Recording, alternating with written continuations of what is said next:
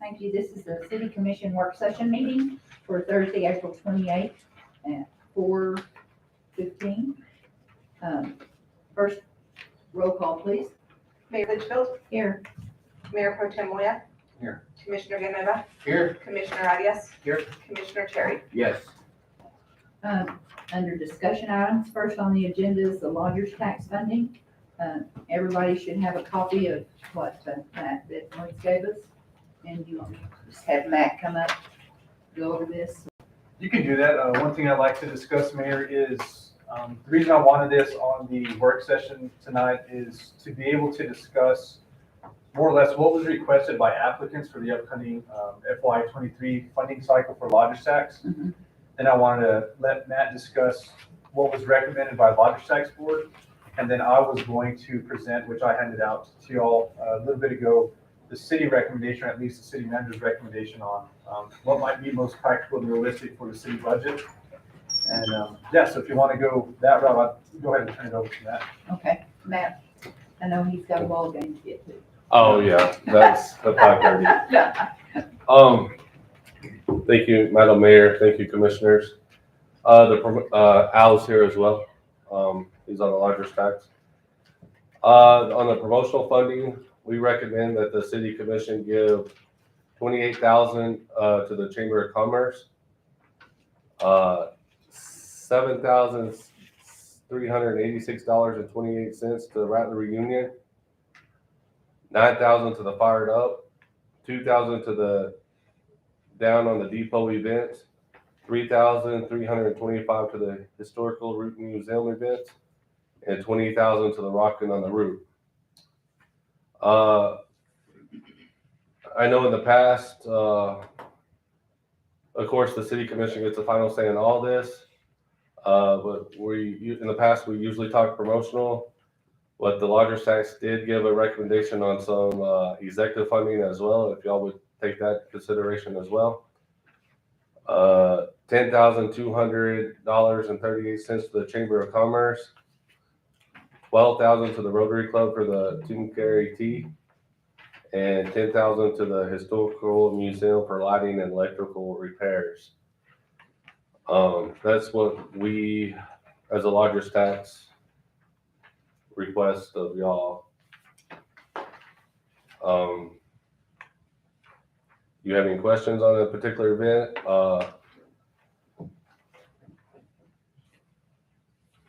What event, you're talking about what you presented, the budget?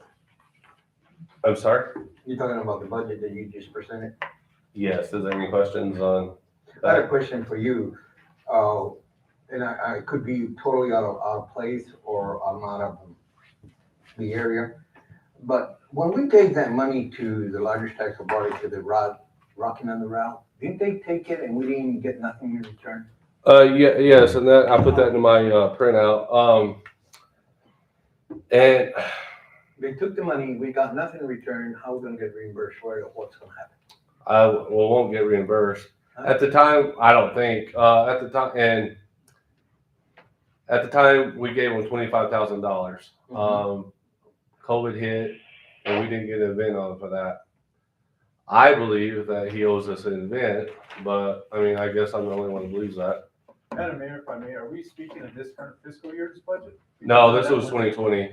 Yeah, but it should be reflected on this year's, Madam Mayor, budget, because if we're gonna be doing business with somebody that we pay and do not deliver, we're talking about the money that we're not being accountable for. So it has to be included in this budget, because we have to compare it to the fact is that we got taken for 25,000. I know it was a COVID, but at the same time or other, some remedy should have happened for it had been, so the taxpayers would not have lost 25,000, a lot of dinero. And if we're still gonna fund them again this year, then we have to look up on the reputation that they did last year. So therefore, Madam Mayor, I want it on this budget as well to be discussed with. Thank you. Madam Mayor, I think that was 2 years ago. Last year, everything was canceled. So I think the year prior, they were awarded some money. We already discussed this at previous meetings a few years back, where there was a certain amount of money allowed. There was another event that was allowed as well, and they had some kind of live component to it, but I believe that was 2 years ago, not last year. 2 years ago, 2020, Rawhide received, they paid, some advertisement to some, and I think it came out to 28 or 29%. We paid for that. During the larger tax meeting, when he came back for his reimbursement, I think the manager was there as well, and he wanted the full amount, and we voted on giving him the full amount. But I don't know if that was the right thing to do or not. Yeah, because we're not in the business of giving money away and not receiving nothing in return for that dollar, especially when we are accountable for it. And that carries a reputation with that organization, with that coming forward, that somehow or other, we have to safeguard that money, that we do not go ahead and advance money and then wind up getting nothing for it. Right. And this is not fair, because it's a pain in the character to collect taxes, and we expect that taxes for the purpose it was designated, and that is for the promotional of that. Whether, if you develop a reputation and a history, then we have to take an accounting on what we're gonna refund it, what we're gonna fund them for another event. And that's why I wanted on this agenda. Thank you. Thank you. So, on the 25,000 that we gave him, and. In 2020. Or in 2020, and there wasn't an event, what did he do with that money, do we know? He did some kind of thing online. He, it was a Facebook Live or something, but it wasn't here. Mhm.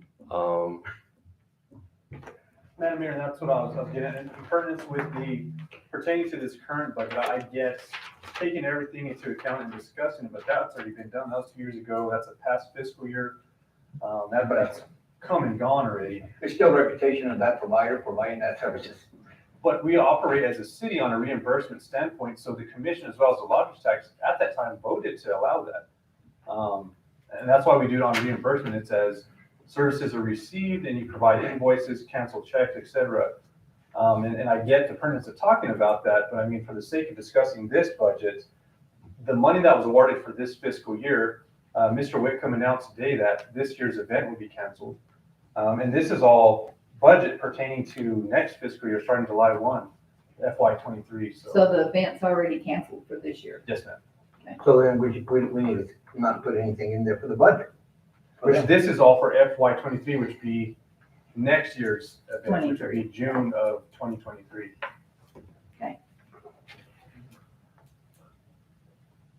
Go ahead.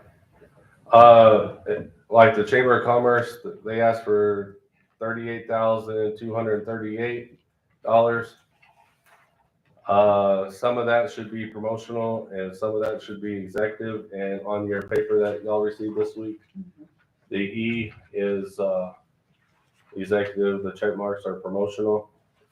Out of that, and I don't have it right in front. Oh yeah, I do right here. We've been this year we'll send him to 2 conferences that comes out of that. In the past, we've given the chamber, when Patsy Grisham was the director. Last year she was director, we gave her $44,000. So this is actually a step back, in my opinion. But so on Rattler Union, they're only asking for $7,386.29. All these were voted by the lodgers tax. The stuff I say extra is they're my opinions. We didn't vote on the opinions, but they put more heads in beds than any other per what they're asking for. Than what I believe any other event. We've always supported, or not always, I'd say within the last 5 years, supported the Rattler Union, and Well, I think it's important we keep supporting them. Right. The 9,000 for the Fired Up. Fired Up in the past has proved itself through the years. Y'all have all been to Fired Up. I think it explains itself. Down at the depot, these are going to be And then Connie's here, she weekly or monthly events, I believe. Monthly events, and she's only asking for 2,000. Last year she did something similar. She didn't spend all the money and it was a very small amount, and then she didn't even request a refund or reimbursement for that. So I believe the 9,000 and 2,000 is just, Right. I mean, a wash. I mean, I think it's good. The 3,325 for the historical museum events. They're having multiple events throughout the year, for kids, for the children. Little backup on their applications. They asked for a part-time employee for 9,000 or 19,500. The larger stacks didn't feel like we should ask the commission to ask for that, because out of the same budget, as Ms. Aria said in the larger stacks meeting, we took 1.5 positions out of that budget as well in the past at the convention center. And then they also, well, on the executive side, they also asked for 18,500 for the repairs and repairs in the lighting for the historical museum. And we gave them 1,000, or we requested that the commission approve $1,000 for the electrical repairs. So that was historical. Now Rockin the Route, their application asked for 25,000. We said 20,000 for Rockin the Route. In a phone interview, he asked for the full amount, 69,000, and his quotes total cost for the full event.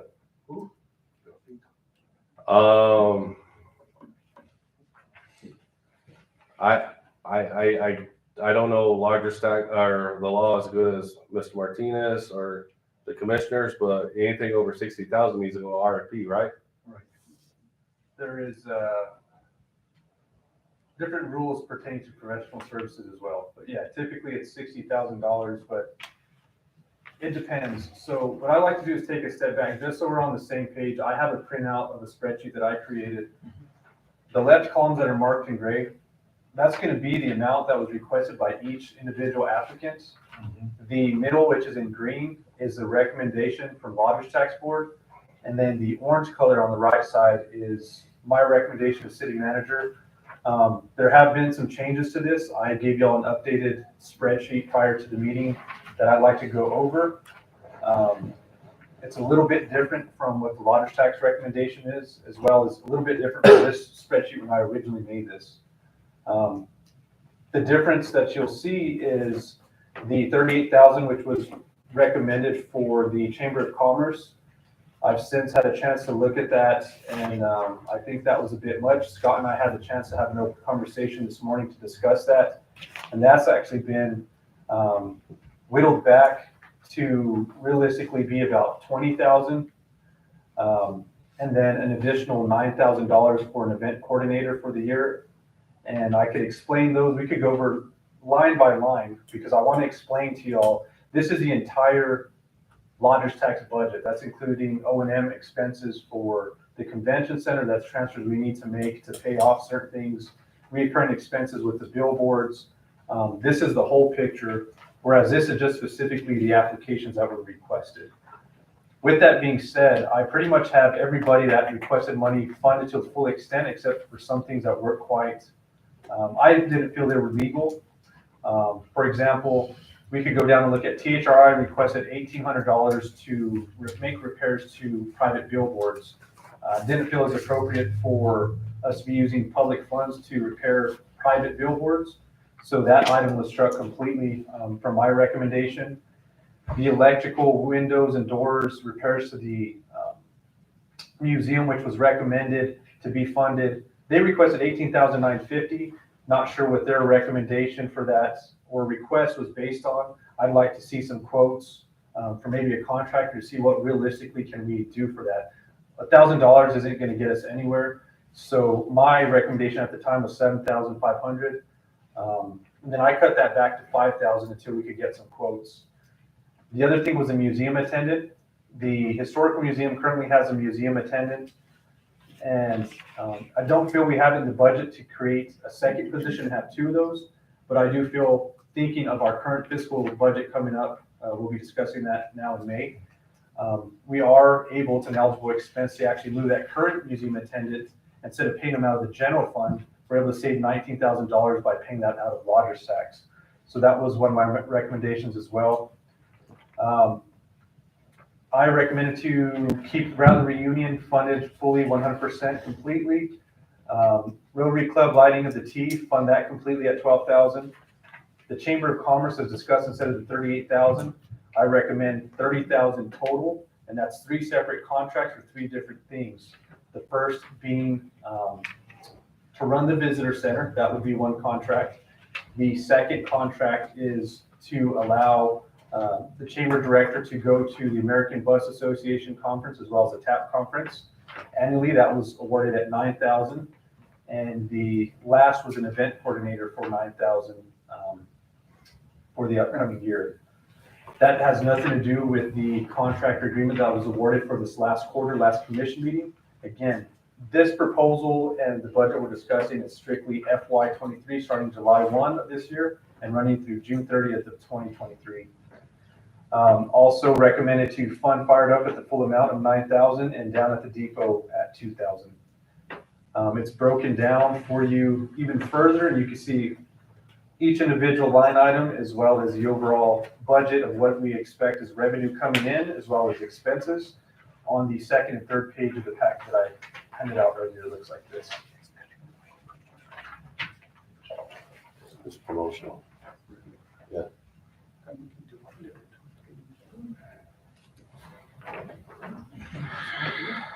So with that, if Matt has any further comments, recommendations. No, I mean, I appreciate y'all putting time where we can express why we did stuff and so forth. Matt, here we are giving this guy, Rockin the Route, $25,000. And on your proposal, he's asking for 69,000. Well, yeah, on the paper, he asked for 25. In a meeting, he asked for 69. I didn't really think he really wanted to do the event if he was asking for 69. But if we were to, just to go on record, it's not that he doesn't want to do the event. I talked with Mr. Whitcomb. He's wanting to continue to put on the events. I spoke to him actually just as recently as this afternoon. It's just in order to make some of these events happen after COVID, he's pretty much in the entertainment business. So he took a hit to his personal business during COVID. With that being said, if we wanted to accommodate that request at the $69,000, we could. I don't recommend the full 69. When I talked with Brian today, I recommended rolling over the $25,000 from this year, which will not be spent, and that will roll over to the cash for promotional next year. I recommended using that for that portion for the promotion side. That would eventually go into cash, but we could earmark it for Rockin on the Route. And then if we chose to do so, I'm not saying it's going to happen, just a recommendation is $35,000 from the executive side, which as you can see, we have $711,000 sitting in cash on the executive side. So to keep that event alive, we could 100% fund it and do what we need to make it happen if we chose to do so. I understand the application process, I understand application deadlines, I understand what was there. Things were rushed and last minute, didn't have the best advertising. I'll take responsibility for some of that on the advertisement. But again, I just want to be transparent with the commission that to save some of these events, we can make this happen if we choose to do so. And Mr. Whitcomb voiced his support for the community, and we had a discussion about how that goes back, how he utilized a lot of local vendors from local restaurants to the local grocery stores. And we truly have a return on investments. Don't want to get into too many other things that we funded, but maybe not so much of a return on investment. This has been one of our most popular events. I don't know if I'd say, I probably would. Most attended, is very popular. Every year this is probably one of the events I get the most calls. Is this going to come back? We want to travel. People from out of town travel to come see this. Again, not really putting a plug for it. Just wanted to get some shoots out there about. I didn't want to make it sound like Brian didn't care about the event. It's just events go up, and we'll discuss that when we talk about further budget for the event coordinator. What is it truly going to cost for entertainment and promotion to put on a quality event? If we're funding it 100% out of lodgers tax, typically we have nonprofits or even for-profit entities that kick in their own funds on these events as well. So something to consider when we're talking about the budget. If we were, and I know we talked down, but if we were to find Rockin the Route to 69,000, Mr. Wickham, that they would have to provide $1,380,000 in motel rooms over the 3-night period. That's with lodgers tax rate at 5%. Now, gross receipts tax at 3%, and the number will actually be more than what I'm going to tell you now, because I'm counting motels at 8.3, because 5 plus 3.3 is so. In restaurants and stores, you're only getting 3%, or so it's going to be more.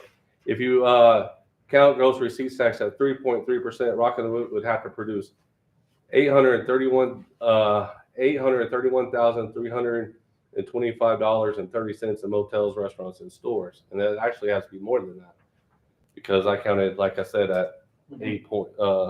The motel is paying 8.3, and But as I understand it, you're saying they're not going to do an event this year or next year?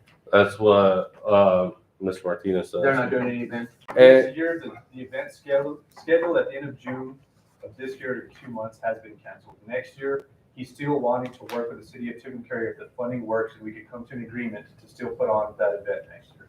Okay, I recommend to the commission that we put this, take it out completely, and he can come back to the lodgers tax and come before us to get that 25,000 later on. If he's, we're still a year away, he can go before the lodgers and bring it before the commission and see what we can do. Right. Right now, I'm not too comfortable with him, because the whole concept of this is to bring revenue to our lodgers tax and to the community. And I don't know what kind of event he did that in the past, but I would recommend this would be completely pulled out. He can go before the lodgers, and we can have a meeting and do an adjustment.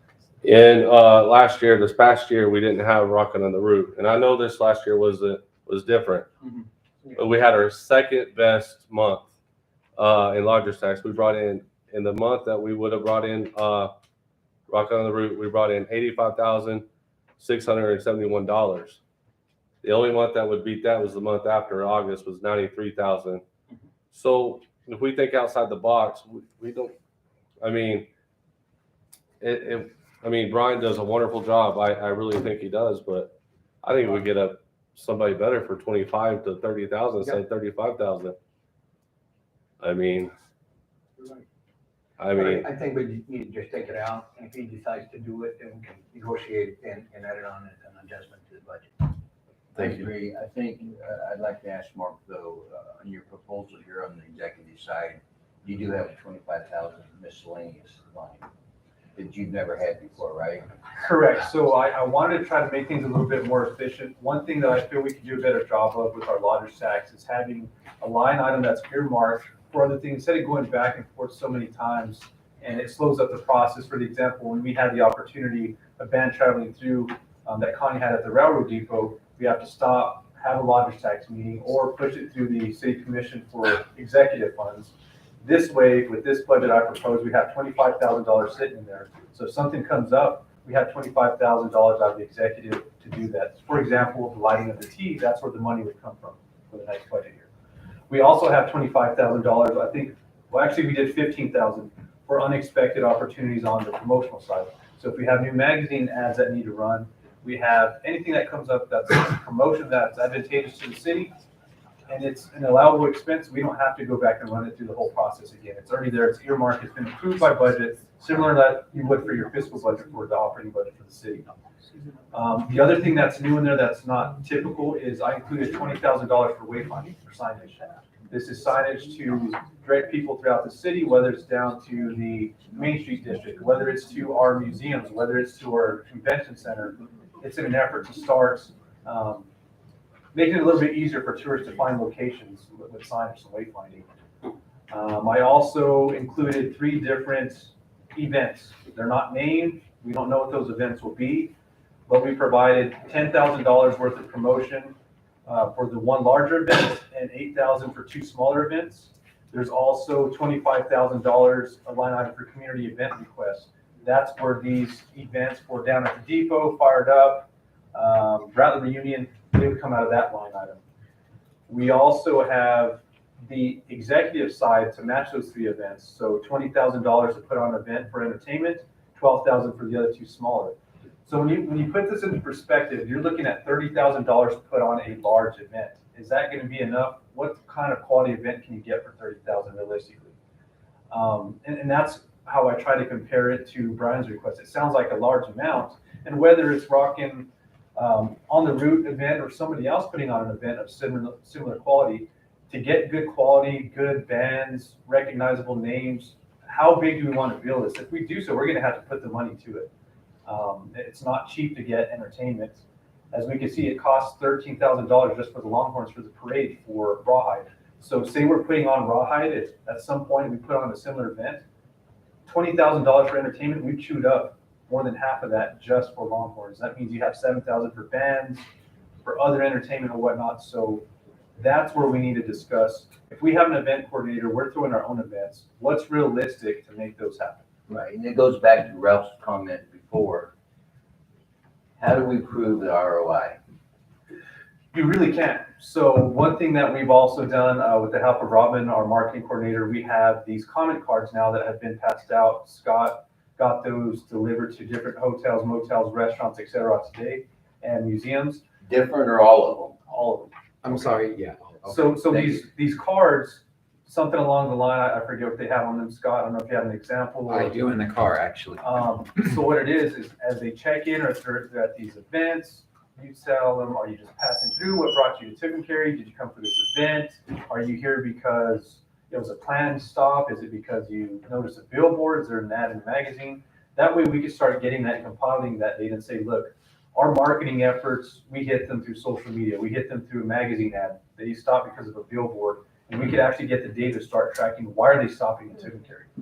Well, so we're physically going to pick them up, or how are we going to do that? So there's boxes. I don't know how often. I mean, I haven't got to that point. I've left it up to Robin, and Connie's been helping with this. Scott's been helping with it. All I know think is Connie should every month go. compile that data. We're able to compile that data and show, okay, this is what's bringing people. Are they doing it on their own?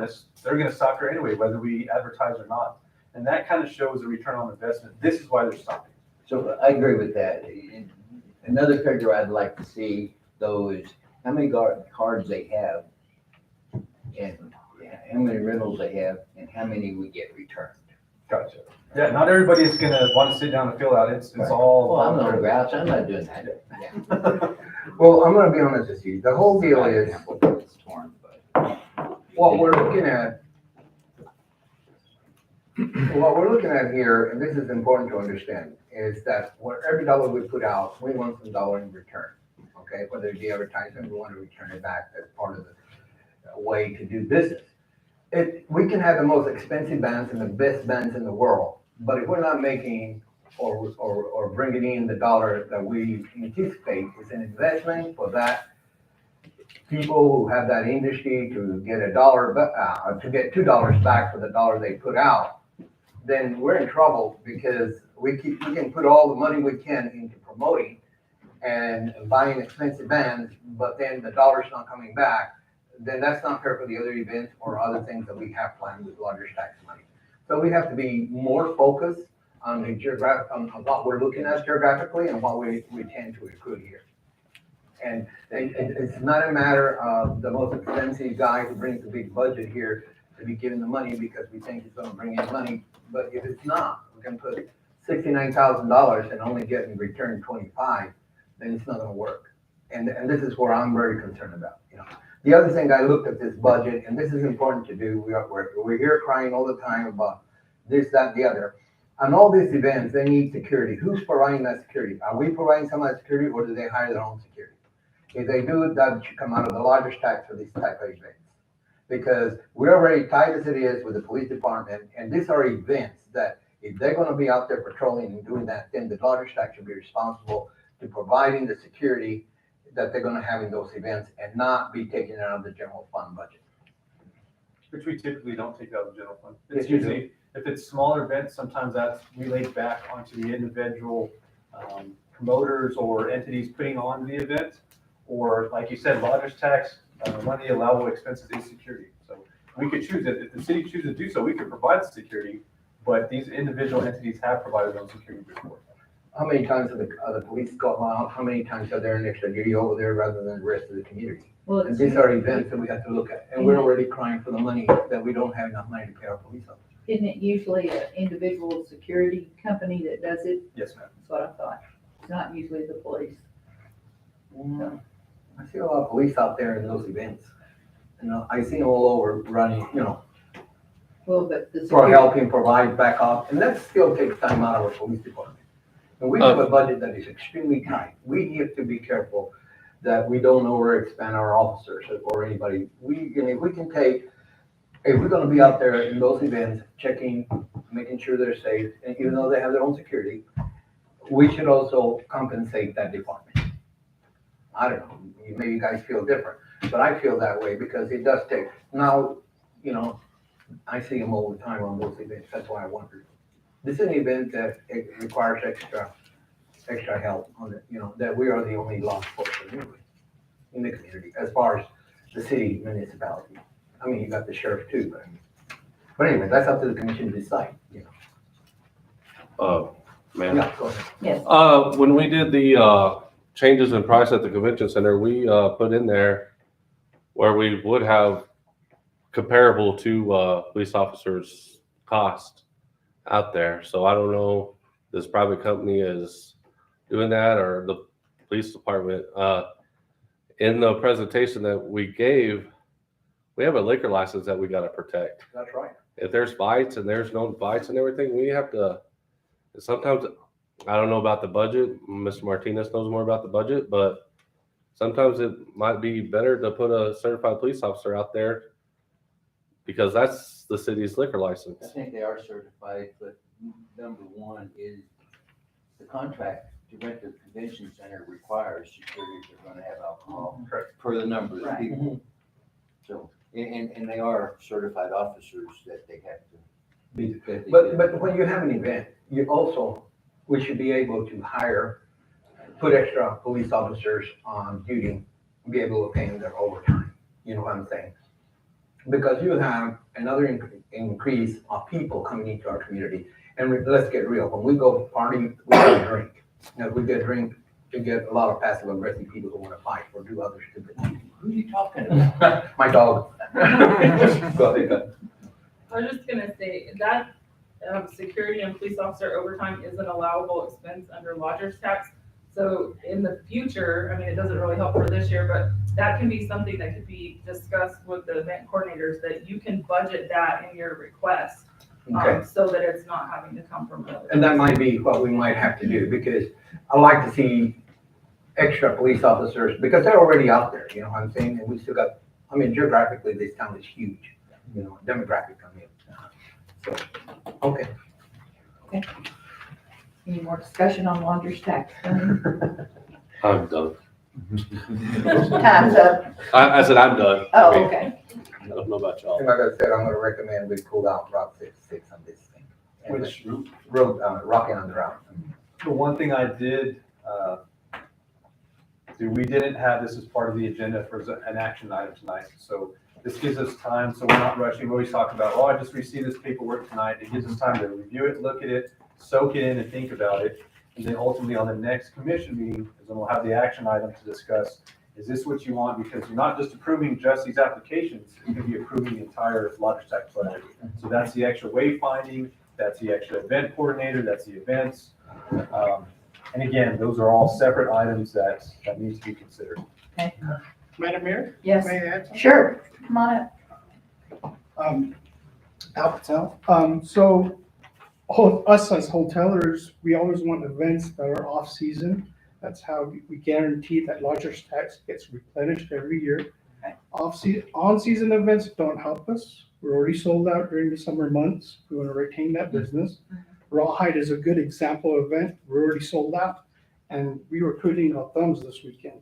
And this is how it's helped us. When Right. it comes to GRT during summertime events, off-season events already bring GRT because they're bringing influx of population. That population is going to go eat, they're going to go to the grocery store, they're going to shop.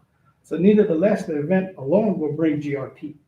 So does that kind of help make a decision on season events that we don't need? Good. Thank you. Okay, thank you. Which that has been discussed. One of these events, it's real preliminary, but we've talked about potentially having towards October where it's a little bit Right. slower, but that's still in the planning stages and how that'll eventually come to life and how it's gonna work out. But that's, we've listened to that, and I'll let Scott speak on something. Okay. Yes, Hello, everyone. Thank you so much. I just wanted to chat really quickly and let you know that I didn't mean by any means to offend anyone with the budget ask for a salary for the director. That was just a wish list of what I would like to see the director do eventually. Any part of that we can bite off and digest is great. And, you know, I'm in the process of moving here, so I plan on staying. So it never was meant to be a threat or anything like that. I want everybody to know I'm here to work with the community and understand what the community needs and the budget's there. So that's why the important meeting with the city manager was great. I just asked that in his changes, and I think that he's already compensated for some of these, that you consider a little bit higher monthly payment to the visitor center. I think it was $1,000 a month is what I saw. If we could go to 1,500, I would really appreciate that. That'll give us a little bit of breathing room with some of the other operational things that I need to do. And I can go through those detailed if you'd like.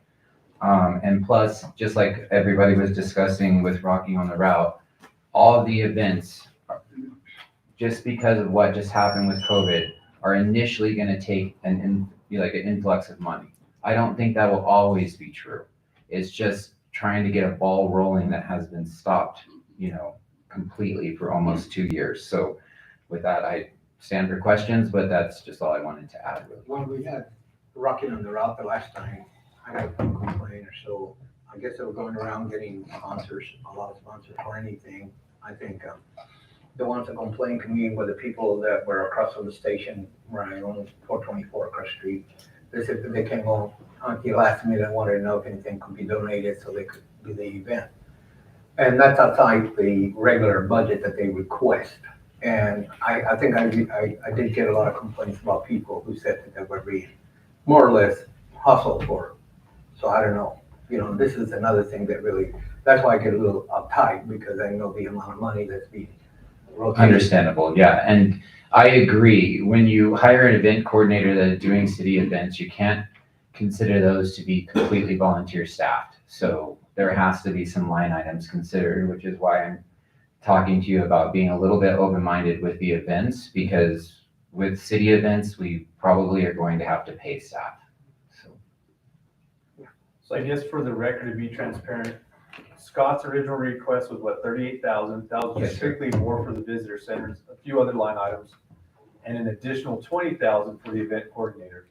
So that would have been a total ask of 58,000. My recommendation today was 30,000. That was, again, the 9,000 for event coordinator, 12,000 for visitor center, and 9,000 for the conferences, the American Bus Association and TAC. So what you're requesting now is 1,500 per month, which would move us from 12,000 up to 16,000, 18,000, is what that would bump us up to, which, based on executive side, we could still make that work if that was what the commission wanted to do. Right now I show revenues versus expenses that I still have $56,000 remaining. So that would take that back down to about $50,255 before we have to tap into our cash. And I'm not recommending tapping into our cash, but if something else comes into play, another opportunity outside of this budget, even though we put in a little cushion for unexpected, expenses. We still have enough cash in both promotional and executive to accommodate anything we could think of. And remember, we do by law have to make sure we draw down the previous year's lodger's tax revenue within 2 years. Let me ask you a question. This is the budget you're talking about for the largest tax, is that correct? No, that's Commissioner Vila, that's something else. Oh. This, No, I'm talking about what was lodger's it? taxes. No, I was looking for that. I saw it earlier when I came on. So this is that's what you have there is what you're requesting? Yes, this takes everything into account, not just the applications that were just most recently recommended by lodger's tax, but our overall lodger's tax budget, which includes the convention center. It talks about any, I have line items in there trying to complete some new renovations out there to continue with what we've done so far. That's LED lighting fixtures throughout the facility, which we'll get tax rebates on, as well as it'll save us month to month on energy costs. So it's things like that that are also factored into this budget. You also have the audits for when we perform audits for the local motels and hotels for lodger's tax. You have administrative charges. You have the transfer from lodger's tax to lodger's tax promotion because it's an executive. You have the transfer to capital. The capitals were what we utilize for the improvements to the convention center typically. We have contract services. You have miscellaneous. You have this is where it has the line items for the actual revenue coming in. Okay. So this is the entire picture. This is everything that touches lodger's tax, not just the event. Let me, as a commission, we have a beautiful convention center. We are spending a lot of money on it. On this budget that is the commission gonna allow for maybe extra employees, extra promotional for that convention center? That convention center can bring in larger tax and bring in money. It's not in the budget here. What is the plan of this commission to do with that big infrastructure that can actually generate money for us? That was a deal when we built that. But and maybe the largest tax can help us pay for some of that. Commissioner, I can answer that question. So I have the dollar amount in mind. I'm not going to go public with it because my plan is discussed with lodger's tax and commission previously. I want to go out for RFP to find somebody to manage and run that convention center. We have so much more potential. It's not being marketed the way it should be right now. We started kind of what I'm calling phase one, where we redid the flooring. We've painted the exterior, the interior. So the next step again is redoing the floor in the bar. We need to redo the commercial kitchen to make sure it's top notch, redo the flooring there. There's tripping hazards. As stated earlier, we need to do the LED lights throughout the convention center. And then some additional things as they come, any of the improvements to the parking lot, signage, etc. Those are things that I plan to do. Whatever money we used to invest previously for the loan payment, I'd like to reinvest that back into the convention. We should. But we need some, it's not going to make us money. We could drop all the money to the convention center we want, but if we're not marketing and promoting it, it's not going to go anywhere. Well, first of all, we never have given them any money to promote or do anything. I think what we have done is just cut the bone. And The director should be promoting it. yeah, but what is he, a part-time director? We don't even have a full-time person. No, sir, he's full-time. Full-time? Yes, sir. On Scott's request, getting back, and then we'll get back. Let's leave it like it is. We have time to look at it, digest it, look at it. You still have playroom with the one line item. And if not, I don't know if it'll take a bar or whatever, but we can look at it down the road and see if we can adjust. Correct. And the same with the convention center. And this, typically we transfer 100,000 for capital improvements to the convention center. This year, I put a little bit more because we have more ideas on how to renovate it. So Rochelle and I actually put 120,000. And with all that, we still have 700,000 cash in executive. We still have $56,000 that would roll over to a cash eventually if we don't spend another dime. That's okay, there's ideas for that, so It'll go, trust me, it'll go. So in the convention center, is that guy the only employee we have there? That is the only employee we have at this time. How about the janitor? There is no janitor, and that's something that I want to discuss during, not So- lodger's tax, but I want to discuss that during the overall budget. budget, which will be happening next week or the week after. I We're think talking about having a special meeting next week. I think we have to. Well, Mayor, I'm really looking forward to that. Because the bottom line is, you can expect I don't know the guy who he is, but you can expect somebody to do a job if we don't have the support staff, if he can't do anything. and we don't give it the budget, and then come back and try and privatize it because we feel that we could have done it out of the control of the community, of the city. And so we have to really consider the fact is, we cannot judge somebody, we have not provided the resources to be able to do the work. But we have previously. When? I've been here 6 years, I haven't seen it. I could prove 100% 7 for years. budget. Previous to COVID, we had a staff of a convention center director and 1.5 employees, one full-time and a part-time.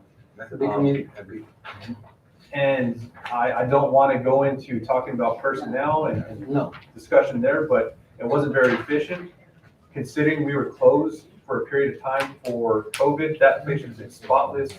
We should have had so much more at this point, and we don't. So I really think based on customer service efficiency, I think privatizing is the way to go, and I think we have the budget to do so. That's what she, All right, well, that's what his job was to get events in here, you know? I'm not trying to get into personnel, but that's what he was hired to do. Correct. It was utilized, so the convention center director is the person that you call to schedule and show and market the convention center. You want to promote it. We have money available for per diem. That person should be traveling. And this is outside of COVID. Things are a little bit different the last couple of years, but traveling to Santa Fe, to Albuquerque, to have different booths, different conventions, to try to draw those people here to Tucumcari. Same thing as just management and oversight of construction. I've spent a lot more time out there the past 2-3 weeks to a month than I'd like to, but we did things what we had to do to make sure it was done by certain events. We had 2 big weddings coming up, one last weekend, one coming up this weekend, but we got it done. And there needs to be some supporting staff. There needs to be something to make sure that we're marketing that place the way it's intended to be, because right now it's not happening. you say a private enterprise will really be high. They're gonna ask for some. And that's why RFP is the way to go, because we don't have to do it. We can just entertain it and kind of get a feel for what's out there. I guess you'll go with it then. Thank you. next on the agenda is discussion regarding the condition of the animal control facility. Mark, you want to?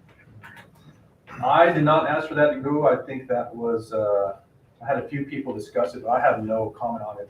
The discussion we had previously at the previous commission meeting, we discussed, and then we also had some internal things. Okay, so we're just beginning, okay. Well, what happened is, I actually be put on the work session today. And a lot of it has to do with the fact is that I have had a lot of complaints from people in reference to the care and the facility maintenance up there. I went with the chief of police, myself and Mark. It looked appropriate at that time when I got there. I think the back cages hadn't been cleaned, of course, because they rotated back and forth, you know. They were still dirty. But then I said, well, it looks okay so far. But then following that, Monday morning, I went up there to check, and it appears that they were a little not maintenance clean. Something happened over the weekend where they weren't keeping. There was a dog loose in there. He was running all over. He tore a lot of stuff. It looked pretty bad. So one of my concerns was, if it's not maintained well, are they being watered, or are they being careful provided right? You know what I'm saying? These are animals. These are beautiful animals, and we should try to provide what we're required to do. And that's the cleaning has to be. I mean, you know, you can go in, but you have a screen, and that's where I should launch through to the kennel. And they had already opened the gate. I went up there to check it out, because I said, well, let me see how it turns out on Monday morning. I was there about around 8 or 7:30, and it appears that it probably was not maintained a day or so. It was dirty. It was nasty. A dog was in there loose. The cage was open. The gate was open. He had torn over everything that was around there. And that's what I witnessed myself. And that's why I decided to put it on the agenda. I mean, on the work session. And I saw some people come in. Would you like to say something? I don't know. Yes. Yeah, I don't know, Janet. Okay, I prepared my own little thing of everything that's transpired. Have you ate or drank today? I'm just curious of everybody in this room, because I'm pretty sure most everybody has. Have you ever paid for a babysitter, someone to feed, take care of your animals while you're out of town? Paid, yet not received anything. While we initially offered for 4 months, from the months of October to January, Pete was more than willing to give personal cell phone number. In January, both of us in the lab were extremely sick. The only reason we ever even initially offered, we would see days at a time where nobody would show up between the hours of 6:30 and 5. Most people's, that's their hours. I'm not saying everybody. So we started worrying about it. I called Pete. Hey, is there any way that we could, start checking on the animals, start feeding them if they haven't been fed? So from October to January, that became our daily duties, 7 days a week. The two of us did it Monday through Thursday. The other supervisor did it on Friday through Sunday. So the dogs were cared for 7 days a week. The pens were cleaned 7 days a week. Never one day did anything happen. In January, we both got sick. The pens still got cleaned. The dogs still got fed and watered daily. She had COVID confirmed. I didn't, but the symptoms were still right there. So we still managed. My mother even offered to come and help, and I said no. I said, you're not on the city. It's a liability. No. So we still managed to do it, even though we were deathly sick for several days. When Monica was here, he would sit in the truck till she showed up, right before she showed up. Sometimes he'd be gone about the time she'd get there. She would ask us, did he, do anything with the dogs? I said, well, do you mean, did he get out of the truck? No. So she would walk the dogs, feed them, water them before she left the day by 4 o'clock usually. So he always had to leave by 2:30, whatever that's about. Every day we see him when he does show up. He sits in the truck, most times for as much as 30 minutes before he ever gets out of the truck. One day I watched him recline the seat and proceed to sit there. Then he left, came back, sat in the truck for another 25 minutes. So you're an hour of him just sitting in the truck, not even exiting the vehicle. Okay, so that all happens. Monica quits, days go by, nobody's out there. I just started emailing, calling, texting Pete all the evidence. I don't just have hearsay, I have videos, I have pictures, all the above. We never worried when Monica was there because we always seen somebody arrive. Okay, and so after this, I was instructed by Pete to call dispatch instead of emailing him, calling him, everything. And during this 4 months when we were doing all of this, we had Pete at our, call. We need dog food, we need whatever you guys need, we'll provide.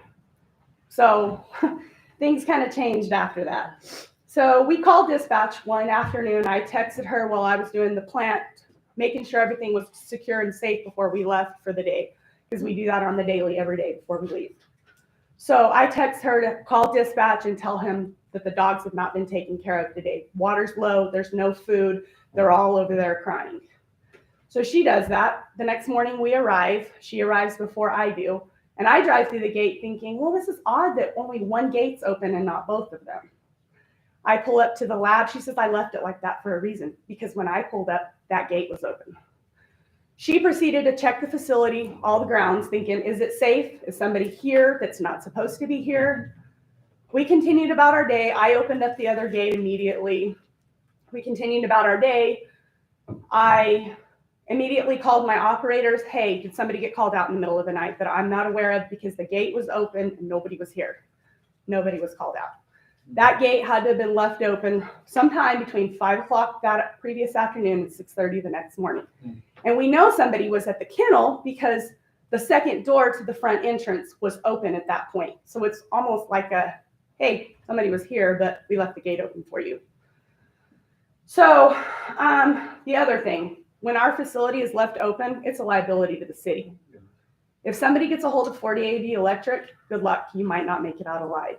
If somebody falls in a 16-foot basin with what's in those basins, you're probably not going to make it out alive, especially if you're by yourself. If you're not by yourself, maybe. The other thing, if somebody's to tamper with any of our stuff in that facility and it harms our federal permit, we're responsible. Not, they forgot to lock the gate.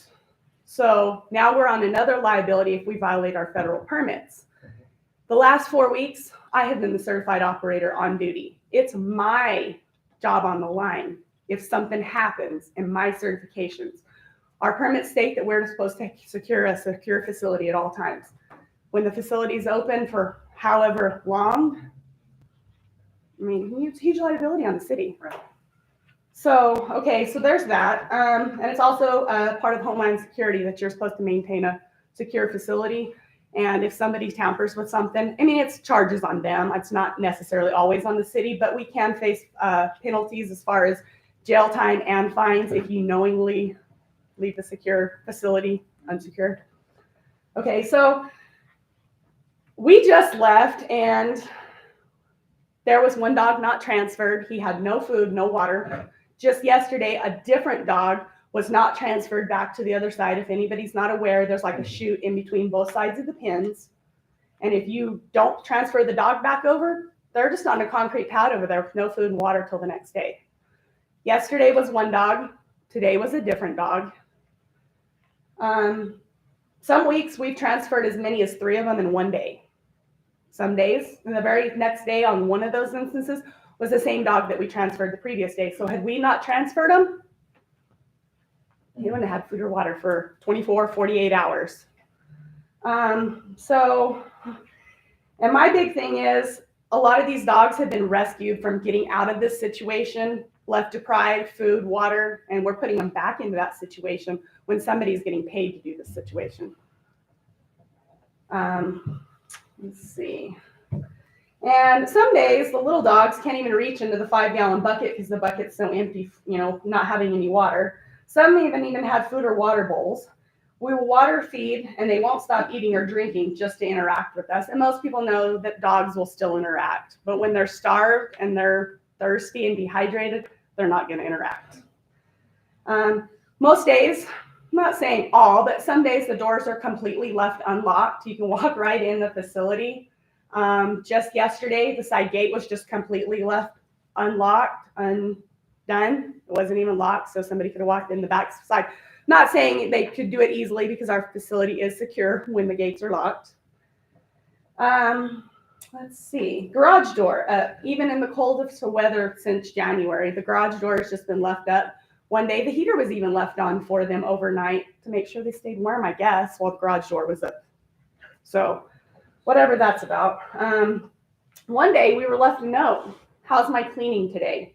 Here's your job application. At least you can get paid for coming over here. Pretty sarcastic.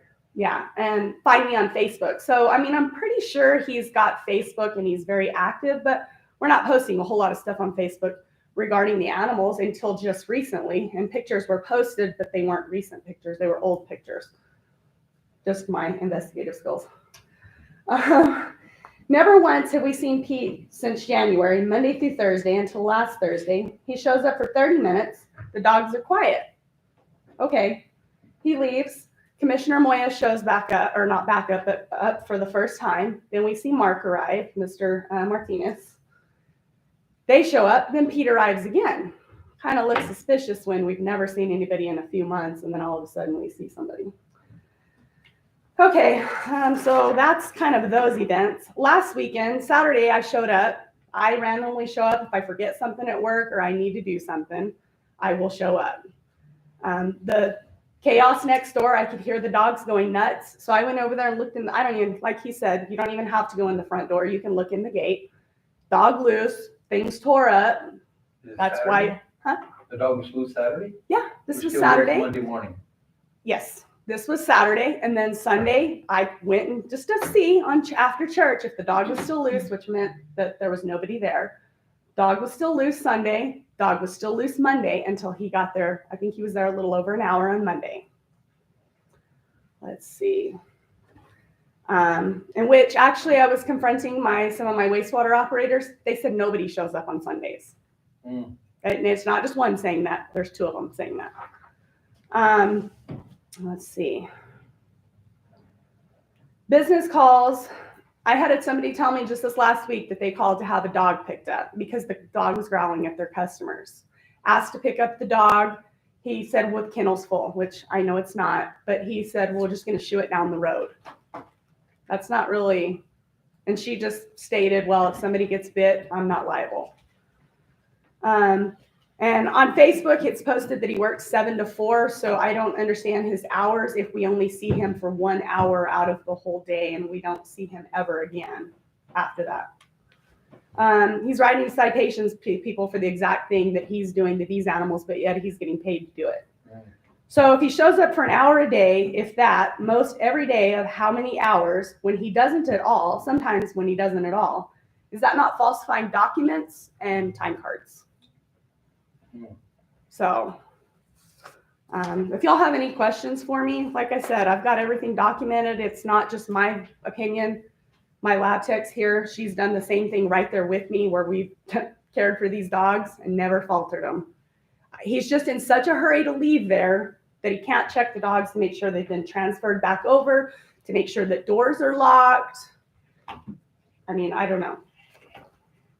Well, I want to thank you for taking care of them, at least somebody cares. Thank you. I mean, we, like I said, we didn't have a problem doing it. Even in Mark, when I spoke to him several months later, didn't even realize that we were doing it. I had no clue. I didn't know all this was going on. I didn't know about all the mess until last commission meeting. And it's disturbing. I'm very upset that we allow this to happen underneath city employment. But the one thing I don't want to get into too much, just because this is a public forum, is anything specific to personnel. Some things have been addressed. And I won't go into detail on what's happened, but no, this is definitely a concern. And you're correct. Due to our concern and wanting to get out there, see what's going on, Interim Chief Rivera, myself, and Commissioner Moya did go out on that Thursday to try to see, so we could get a firsthand experience of what it looked like. And Commissioner Moya thought it was decent. I was a bit disappointed myself when you walk into the front door office and there's dog poop on the floor. To me, that's not okay. That's not Some of that's been there for well over a month. Yeah. So, and I mean, so I haven't even brought up the disgustingness of the cleanliness of the place. That was not my main concern. My main concern was the food and the water. And when we were there, we sanitized that place, the main floor, every single day. The dog pens, we ourselves sanitize them a couple times a week, Mondays and Thursdays. I noticed that when I was there on Thursday, the kennels on the back where you switch them were pretty dirty. There was a lot of dog poop and stuff like that. And we clean those even daily. I said, this is only 3 and they still can be clean. You know, it doesn't take that long. These were excellent, beautiful dogs. They got some nice needle dogs out there. And some of them dogs had great personalities when they first got there. And there's one that we can both talk about it. It sits in the back of the pen now, like freaked out. And it never was like that. Those animals need to be placed somewhere. They're beautiful. I tell you, I have one there here that's I'm training as an emotional support dog. You don't even know all the meetings I go and take him. He would have been one up there if I hadn't taken him home. But I tell you, those animals have a lot to give to somebody who needs to go. And I'm not animal rights person. I'm not one to go overboard on that. But food and water is basic necessities that we all consume daily. Yeah. So. Janet, thank you. Thank you. can I get with you after, in between meetings real quick? Because I want to see that documentation. I want to add it to some stuff that I've got whatever you want. I'll provide you. I quit providing it to the acting police chief because it was getting me nowhere. So. Well, thank you for taking care of that. Appreciate it. No problem. We appreciate y'all. Thank you. Thank you. Okay, next is discussion regarding the city manager position. Yes, ma'am. I think this was another item that Commissioner Moya asked to have on the agenda. Yeah. And actually, it's just so that we can actually, and I'll be honest with you, the city manager gives his resignation. It's not mandated for the city to accept it, but it's a courtesy that we like to do at times because certainly we work under direction of somebody, not direction, under the advice of somebody with our direction. And so it's not really not mandated, but then it's up to the commission then to decide when they're gonna go for advertisement or whatever and what we wanna do with it. And I guess what hit me the most, I've been really super busy. And all of a sudden it hit the newspaper before we had even had time to discuss whether we wanted to keep the city manager or how we wanted to advertise and what is it that we wanted to do. Do we want to go on or this, that, and the other. So it kind of hit me blindsided. And so, And what I really wanted to do is protocol, like I said, legally, it's a free to work state and everything else. When somebody gets a resignation, you accept it and move on. There's nothing you can do about it, or you don't even have to because it's already done. But at the same time, because we had so much going on, I think we didn't jumped on top of it, and before we realized that it was It was advertised. yeah, and I go like, wait a minute, we haven't decided whether we even want to replace the city manager, you know? So that's where we're at, and I thought I'd bring it before you guys and see what kind of direction do you guys want to go on this work session? Do you want to advertise, or do you want to have a city manager? What is it you want to do? And so that's why I wanted to bring it before the commission today. I think it's imperative we have a city manager. No, why do you say? No. I wonder if he's interested in animal control. So I understand there is an advertisement out, and, So this has not gone out, just to be clear, like I Correct. stated when I handed out, this is simply a draft. This Right. is something that I pushed through Leighton Moon. They do a great job with graphics design. I think to try to attract the caliber of city manager we like, I want to make sure it looks nice and we have something out there. With that being said, this has not gone out. Typically, what we've done in the past, once we have something like this, we get all the verbiage, everything down the way we want it to. That's what I want to focus on the work session to make sure we're happy with it. Then we'll push it out to the HR. Shannon Shea, she's on contract now. But I'd like to get this done as soon as possible so we can start pushing this out next week. You figure I submitted my resignation to each one of you commissioners in person. We discussed it back on March 24th. So now we're already over a month into that. It's a 60-day resignation, which means we're less than 30 days away where I could technically say, I don't want to be city manager anymore, please find someone else. But as discussed, being the assistant city manager, that's kind of part of my job scope anyhow. And I wouldn't leave y'all hanging. I want to make sure that I'm here until we could get this position filled. But that does start that clock once I submit that resignation. That's back in correct. March. So like I said, we're less than 30 days to try to find city manager. That's not going to happen. At the time when we had this as a draft, I don't want to go in and start pushing this yet. As stated, May 20th would be the deadline for applications. I think we're going to have to push that back. So now I would ask for any recommendations when it comes to design, when it comes to the verbiage, when it comes to requirements, salary, application deadlines. That's where I'd like to push that on. did you already have some changes that you wanted to make? Well, we've discussed a few. I think everybody's probably called me since then because all the phone calls came through once it made the paper and we found out that I'm going to be stepping down from my old position. But yes, I think the changes that I want to make, we talked about not making the degree mandatory. I mean, or if they're a city manager and they have that experience, we could be flexible on that. And then the other thing I want to make sure is the salary.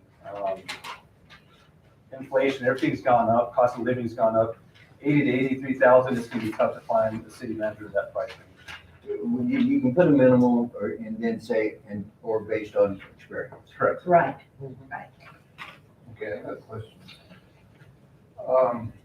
So if we get a new city manager, what was your old title?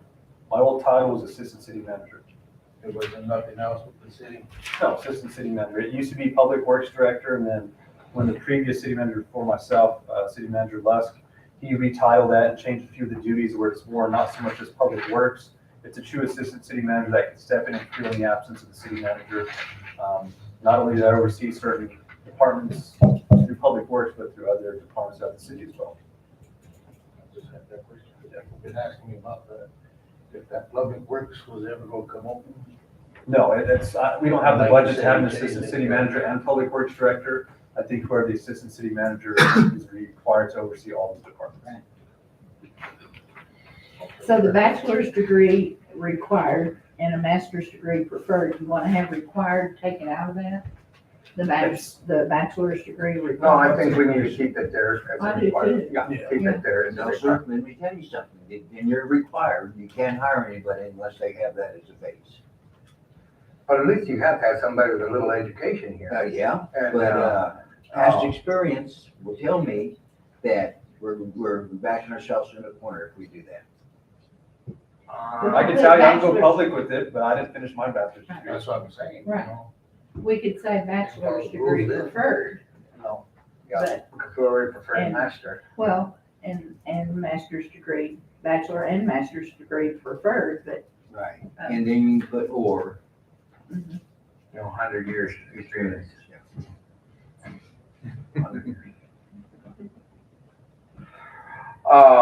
Okay, actually, we also must have somebody who really sees the solution, capacity, experience, controversial character, introduction style, knowledge. We should have somebody who has some common knowledge of budget and how they work. I think we have a lot of problems when people don't understand budget. And I have had nothing, I can tell you, with past city managers, we've gone round and round on the budget and they can't even explain to me, you know?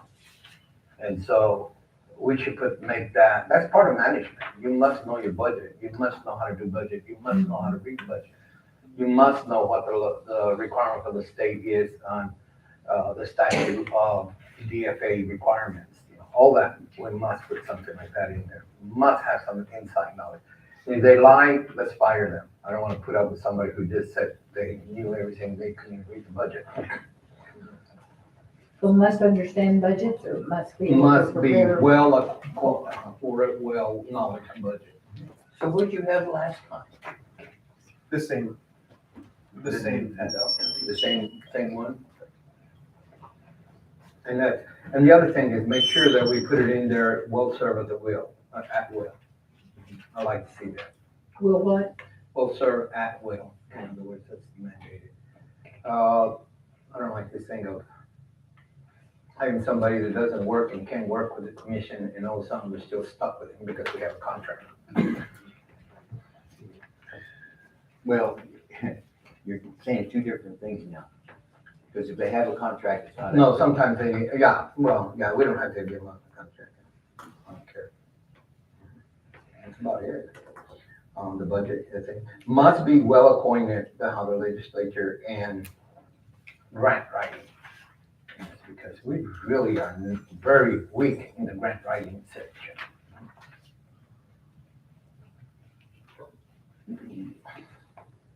You wanna put must?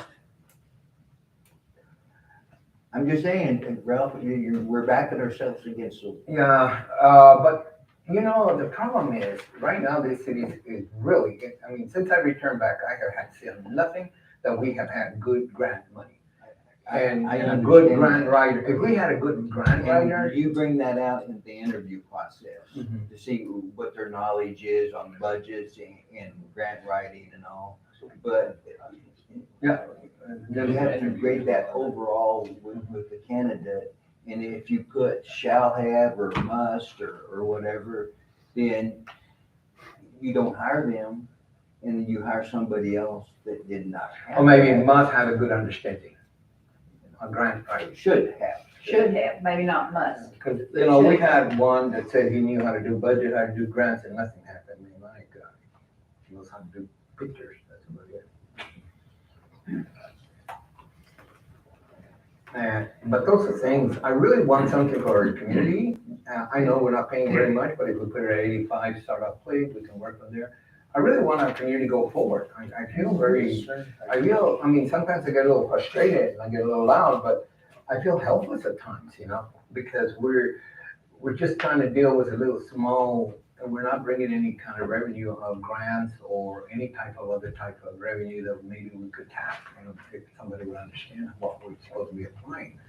And as commissioners, we already got our own job and doing more than we can handle right now. And I think that's kind of a false statement. I don't think it's so much that we don't understand the grant writing of things. It's with these grants come matches. And if we have all these different revenues pledged, right? You have your environmental GRT, you have your regular GRT. If those are pledged to so many different loans, where are you gonna get the match funds to get those grants? But remember, I was in the commission when we did away with the Lake water, all designated for one person. It was supposed to also be for doing some grant writing and matching on it too. And we didn't utilize that money at all. And I think we had a referendum on it. I could be mistaken. Right, and they're using it now for the infrastructure, right? No, I mean, but that's It's they're reappropriated. everything that was earmarked specifically for Ute Lake has to be utilized for Ute Lake. But everything after that point is an infrastructure tax that you can. As long as we keep the $2.some million in reserve. But there's where we can get some matching funds. That's what I'm saying.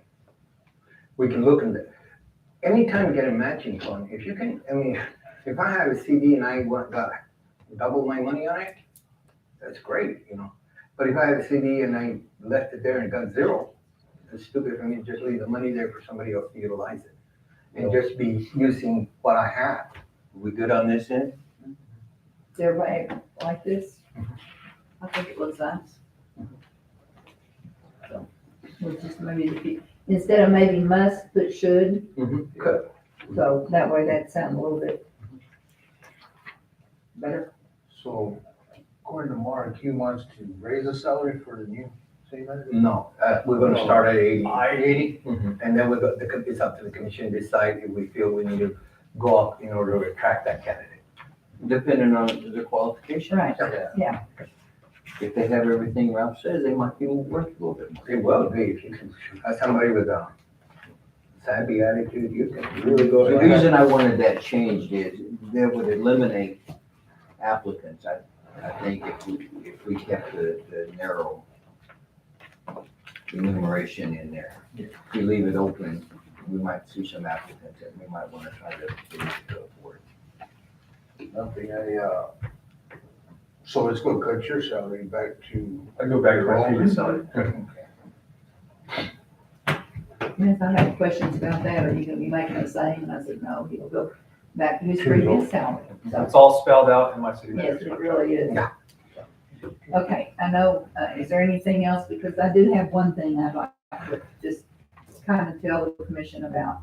Because I've had several phone calls from people that said that there's times they would like to get up and make a public comment, but they're always afraid they'll get reprimanded. And I said, well, I'm as guilty of it as anybody, because when the guy was up there berating me about the vote, I got a little hot, and we're not supposed to comment. No. Because it says in there that, it's not for discussion nor questions and answers. And so let's be careful about that, because like I say, people have said they would like to come and make public comments, but they're afraid of being talked down to. So it's hard, but we're just gonna have to all learn to live around it. And what I'm Sad saying here is- is they come in here mad at us, I and know. they shouldn't. No, they Take it out shouldn't. on us. Right.